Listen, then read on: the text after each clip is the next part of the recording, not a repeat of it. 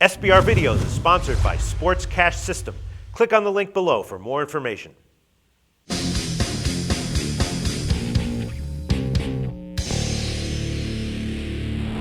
We're previewing Week 7 in college football here at SBRForum Videos. I'm Peter Loshak. We're talking right now with Joe Duffy from OffshoreInsiders.com, who's having a great year at his pay site this year, as he predicted that he would before the season. And we're going to discuss the Cal-UCLA college game. Joe, thanks for being back with us this week. Thank you, Peter. Let's keep the winning going. All right, before we get into Cal-UCLA, give a little plug for OffshoreInsiders.com. Well, OffshoreInsiders.com is the home of me. I'm the anchor handicapper there. Joe Duffy's picks have been around since the 1980s. I have clients that have been with me since the 1980s, the 1990s.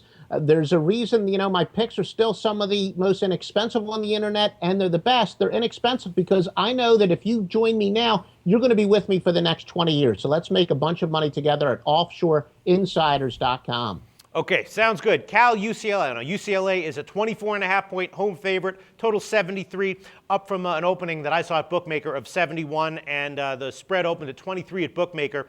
We understand why. UCLA, huge passing offense, great team.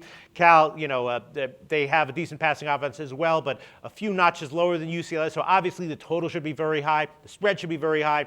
73, 24.5, is that a little bit too high? I'm not exactly sure. I'm thinking that I noticed that Cal is, they have a bunch of injuries that are piling up. UCLA is going to want to get a statement win. I think that, even if it's 17, they're going to keep, putting the foot on the pedal to make sure that it's in the bag. If I had to go with the side here, I'd take UCLA minus 24.5. What do you think, Joe Duffy? No, I disagree with you. Okay. They do want a statement win, but their statement win comes next week and the week after that. You want to talk about a look-ahead situation and a bit of a sandwich game. UCLA is off of a big win against Utah, but UCLA can sneak into the national championship race. Well, they won't sneak in. They will burst in. But their next two games are at Stanford and at Oregon. If there's ever going to be a look-ahead situation, it's when you're playing two of the best teams in the country on the road, and they got to win, of course, this game first. They got to avoid getting upset. But they win their next two games, all of a sudden, they're in the national championship race. So a big look-ahead, if not a sandwich situation here. I guess the question is just, do you think Cal has the personnel to keep this under the number? Yeah, they actually do. When they went with Jared Goff as a true freshman quarterback, remember, he's not a redshirt freshman. He is a true freshman, but he was a big-time recruit. But when Sonny Dykes went with him as a starting quarterback, it was for long-term. Well, now he's got 223 passes under his belt.